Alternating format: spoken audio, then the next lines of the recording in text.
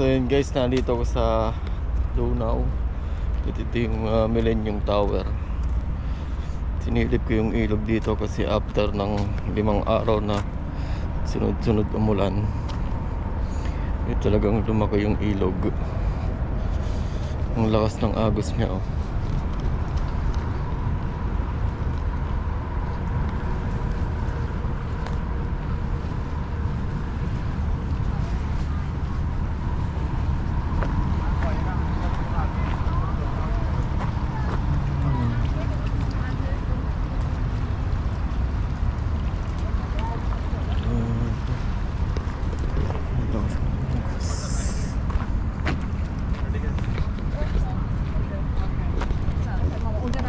Tapos ngayong araw naman na to, biglang sikat naman ang araw, kaya medyo na upa-upa na yung mga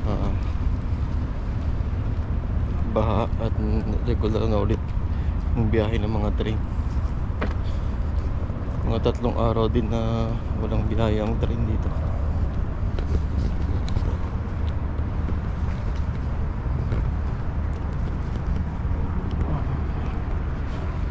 Dahil sobrang sikat naman ng araw ngayon, dami na naman taong mga namamasyal dito.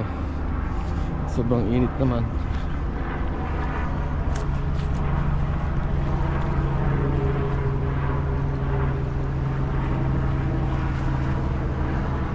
Grabe yung lakas ng alon niya, oh.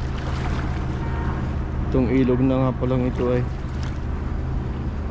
dumadaan buong Europe. Itong ilog na ito ay abot sa mga iba't ibang bansa, katulad ng Germany, sa Bratislava. Isa rin itong ilog na ito na transportasyon, at marami din mga barko ng mga passenger ship na dumadaan dito.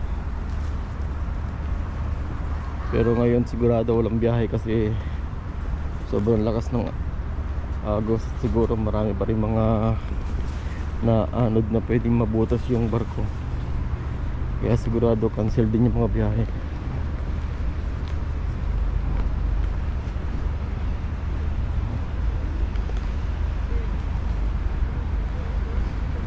Dito may makikita tayong barko.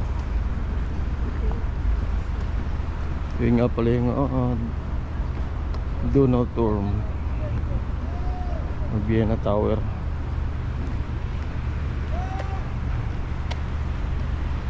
Ayan, kita niyo ang lakas ng agos, eh.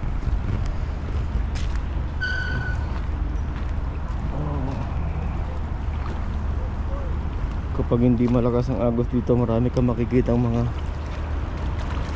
wild duck, gansa na nandito sa tabi.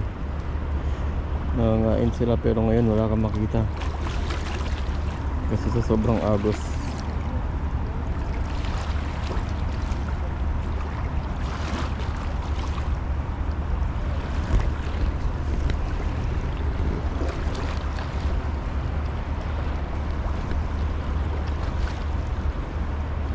Lakas pa rin ang agos, eh.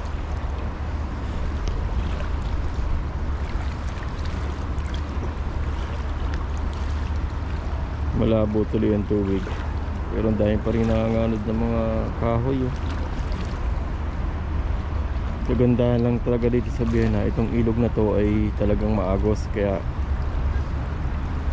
makikita mo na lahat ng dumi ay naanod.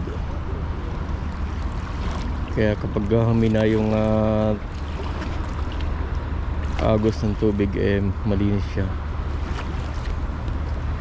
Pinagbabawal din nila dito magtapon ng mga basura sa ilog. Ito mo, wala kang makikita mga nakulutang na plastic. Talagang malinis sila dito.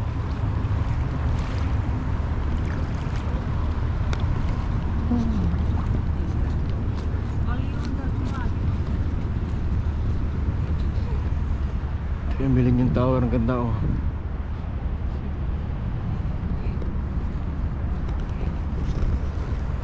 So yun lang yung vlog ko sa araw na to, yung Dunao Tour na lumaki dahil sa baha.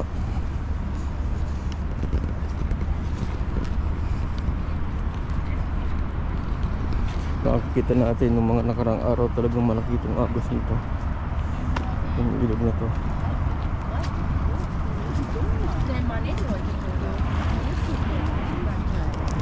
So tingnan natin kung hanggang sa umabot, kung saan umabot yung tubig yung kalakasan pa ng ulan. So biruin mo, nakikita niyo yung mga damo na yan, oh. Umawas din para dito sa kalsada, umabot siya dito sa kalsada.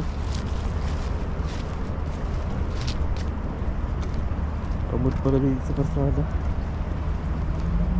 Hindi lang ako nakagala nung malaki ang tubig. Mas maganda sanang i-vlog nung malaki ang tubig dito. Umabot dito talaga sa kalsada yung tubig niya.